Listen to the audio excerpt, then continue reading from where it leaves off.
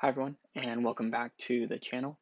What I have been doing with this channel is basically making content about things that I'm learning, things I'm interested in, to create somewhat of a journal that I can refer to moving forward. If I ever need this information again, I'll have a resource to turn to. So I figured I could share that journal if anyone else is interested in the same topic. So far, it's been a lot of knot tying, and this one's about archery, some other archery videos on there, and some jujitsu related videos. So if you guys are interested in that content, please like, subscribe, and let's get started. So this video is about tuning your bow.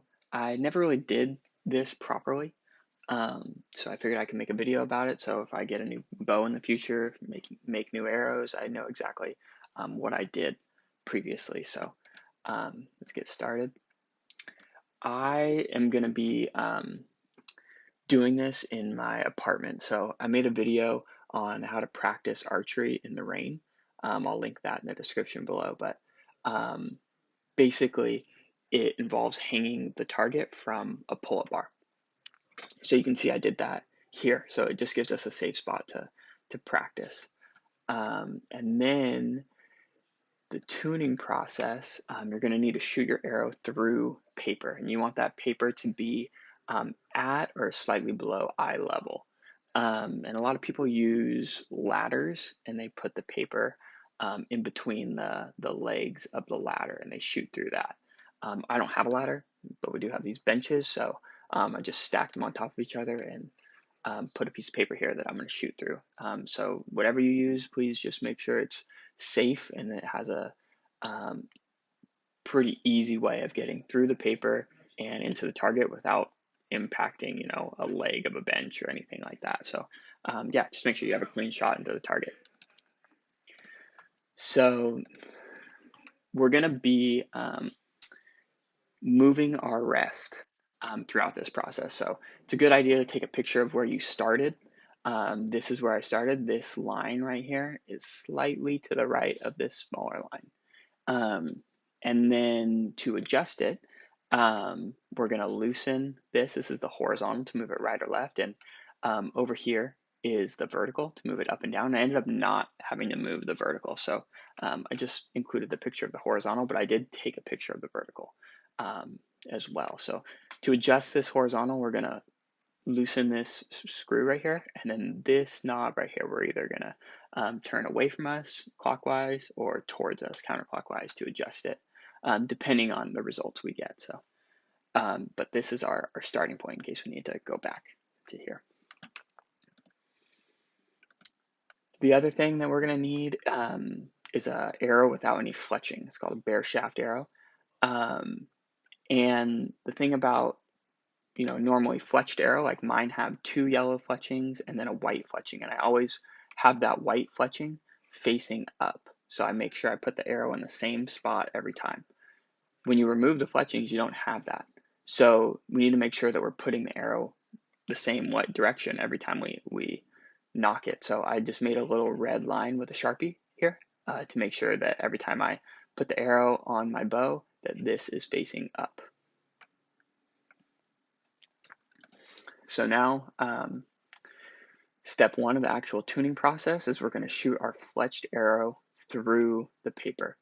And we're looking to get a perfect hole showing that the arrow went through straight. And I'm not going to go into too much detail as to like what the tuning process entails and why you get certain tears and things like that. There are a lot of people that know a lot more about that and explain it much better than me. And I'll link some of the videos down in the description below that I use to prepare for this video. So check those out if you're interested in diving in deeper as to the reason behind things. But this is just a kind of step-by-step process on how to tune it. So first we shoot the fletched arrow through the paper, and this is the way I got it back from the shop, and it's pretty much shooting a perfect bullet hole. This one's like a little right, but like these two shots are pretty solid. So I just left it, didn't do anything. And then step two is we shoot the bareshaft through the paper. So you could see here, the arrow went in here, but it tore to the right and like slightly low, but mostly right. So this tells you that our arrow is tearing right. It's going in slightly crooked. So in order to fix this, we need to move our rest to the left. So that knob that the knob that I previously showed, we're going to turn that towards us, so counterclockwise, to fix this right tear here. So then we'll see here, yes, you shoot the bareshaft arrow. Then we basically want to get a bullet hole with that bareshaft, right? And you can see I shot kind of a lot here, and I initially turned that dial the wrong way, so I was getting more of a right tear, Man, turns out I was turning it the wrong way, so I needed to turn it towards me to fix that tear. So you could see it started to get a little better, little better, little better, and then this is the final shot here that I did. Looks like maybe slightly to the right, but that was pretty solid. And then I went back and I shot my fletched arrow one more time, and you could see that is like a perfect bullet hole with the fletched arrow. So these are my final two shots. I decided this was good. And then this, you could see, is where my rest is now. So this line used to be right here, and we moved it over to basically be in line with this longer line. It used to be slightly to the right of the smaller line. Now it's in line with this longer line. So now step 3 is we're going to go outside and we're going to shoot at 10 yards. And we're going to shoot, I shot my bareshaft arrow first, and then I shot my fletched arrow. And I was aiming at this O right here.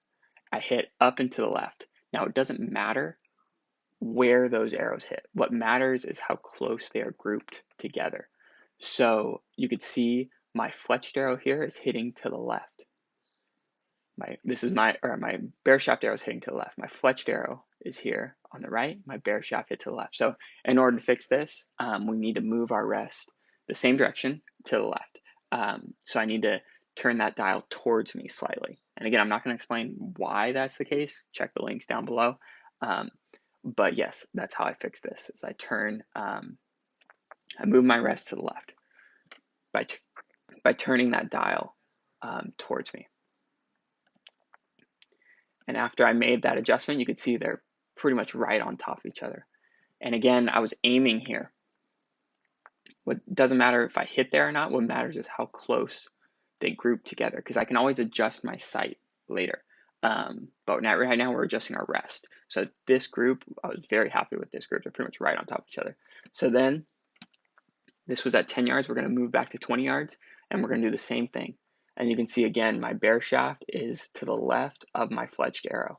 And this means I need to move my rest a little bit more to the left to fix this issue. So again, I was aiming here. I'm not even hitting anywhere close to where I'm aiming.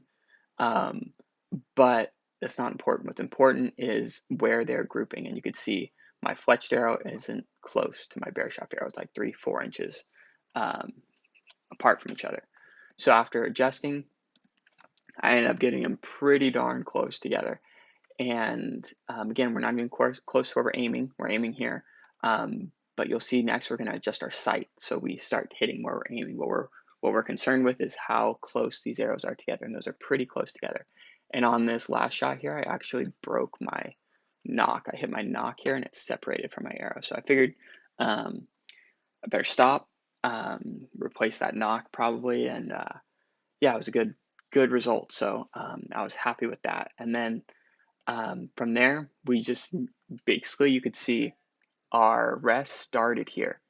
And this was getting a perfect bullet hole through paper from the shop. But we moved our rest all the way over to here to get it sighted in properly and still getting that bullet hole. So just because you get a bullet hole through paper doesn't necessarily mean your bow is perfectly tuned. You know, there's a lot more you can do to fine tune it. And again, this is the knob that I was turning, and I was turning it towards me. I was turning it counterclockwise to fix my tuning issues. So now that our bow is tuned, again, we're aiming here. We were hitting like over here somewhere. So we need to go adjust our sight so that the arrows go where we want them to go. And after a few rounds here, I was able to get it where it's pretty darn close to the center of each of these targets here. So I was very happy with the results of this. So um, thank you for tuning into the video. If you made it this far, please like, subscribe, and I'll see you next time.